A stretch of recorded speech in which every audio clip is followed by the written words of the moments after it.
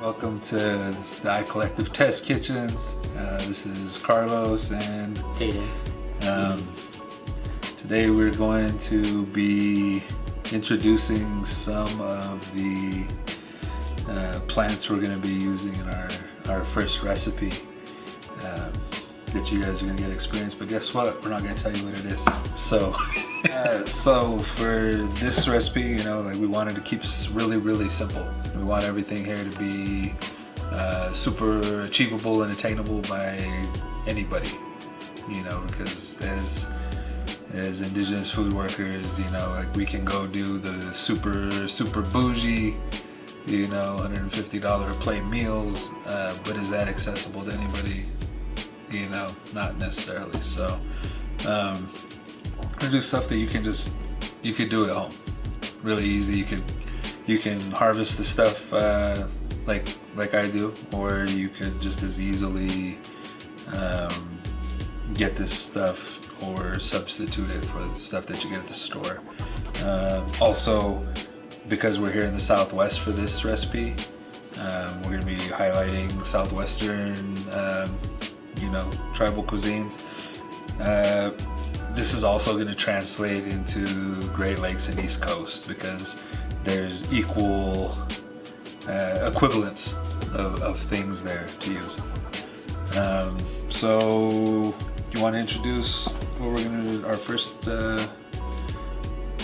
first plant? Yeah.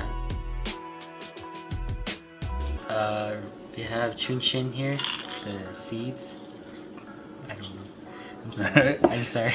No, it's good. So I always say this. It's really interesting the way that I do it. That I have plants labeled in multiple ways, because I didn't learn everything from just the Dene perspective, right? So they said this is the Chinchin, which is the 3-leaf sumac berry right here. If you can get a picture of that.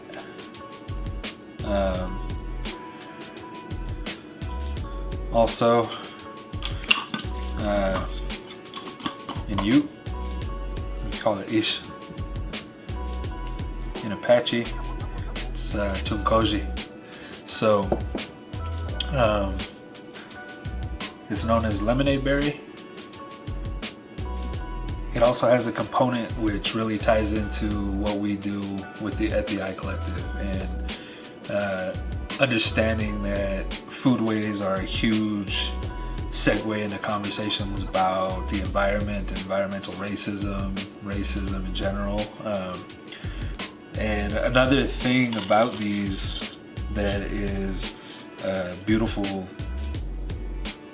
conversation starter when it comes to race is that these are also referred to as squaw berries. And we'll get into that more, not in this video, but whenever the recipe comes out, we'll be having that conversation. So the process of that is, let's see, once the berries are ripe, but here in the Southwest that varies. It's going to be anywhere from early summer, more in the Sonoran area, up into southern Colorado and Utah. You're looking at midsummer, and being able to harvest until late.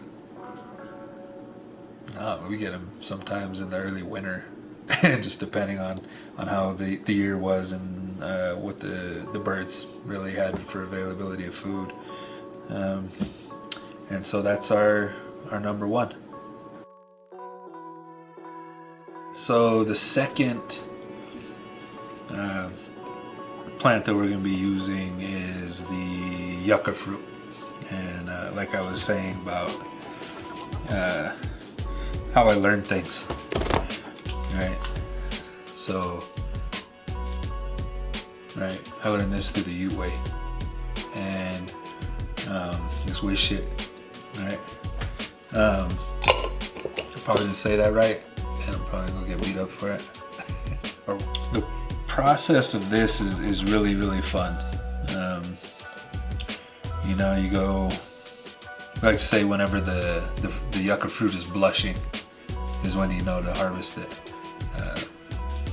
But being in the desert Southwest, that I think it more correlates to, I watch what the ants are doing, because that's who you have to battle for these fruits more than anybody else. And the coyotes, but the ants will tell you when it's sweet. And so we do that harvest process, and then we roast them in coals. So it's just basically in your fire, you know, you do an outdoor fire. The coals that are left over, we just set them in there. You can bury them, or you can just, you know, have enough coals there that you can roast them. Then you're gonna take them out, skin them. You're gonna cut off the fruit, and then from there, there's a few things we can do. You know, so this, we got the yucca puree. Right, we just threw that in the freezer. That's yummy to add to anything. There's whole roasted fruits, the dehydrated version of that, which is a beautiful substitute, a super traditional sweetener, which we'll be using for this recipe. And then, if you stop that dehydration process short, you get these candies. And we're gonna go ahead and let Tayden give one a shot there and get his perspective on the taste for you. What do you think? It's very sweet. Very tough to chew, to be honest. Yeah. It's like kind of like a fruit leather, but more tough to eat, you can say. So, but it's very delicious though. What flavors do you get out of it? Can taste. It's kind of like a berry flavor, so it's kind of like a blueberry, blackberry kind of a taste. About I think I always liken it most to, people always ask about what does a yucca fruit taste like, and of course it only tastes like it does. So it does. It almost has a type of light melon flavor to me. It has, after this process, especially after being roasted, it has a very caramel flavor. And it can get stuck in your teeth. And it will get stuck in your teeth. You're not supposed to chew this. Should have warned you. It's just kind of just suck on. But I'm just... Well, yeah. So you know, I mean, it's like in my taste buds, it's kind of like a caramelized melon almost. It's hard to describe, but it's great. It's a beautiful. It helps with regulation of blood sugar, which is, you know, here in our indigenous communities and at large, I think is a thing that we all have to keep in mind with our diets. And it's pretty abundant, which is another thing. And over the last few years, definitely been able to share this with a lot more people on a broader scale, and people love it. So hopefully you'll enjoy it when we're done with this recipe as well. This is our third ingredient. It is the chiltepin, and it grows wild in the Sonoran Desert. It is genetically the grandmother of the cultivated chilies. It is about 50,000 to 100,000 Scully units, so it's basically just 8 out of 10. And these are the ironwood chiltepin grinders that we use to grind the chiltepin. And this is what it looks like. And so you put one of the chiltepin in, then just like basically just grind it.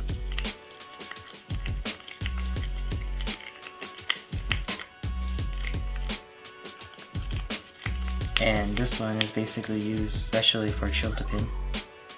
And I guess I'll try a taste.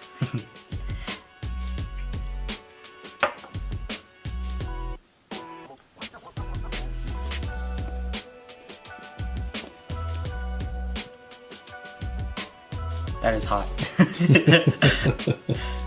Has like that nice salsa taste.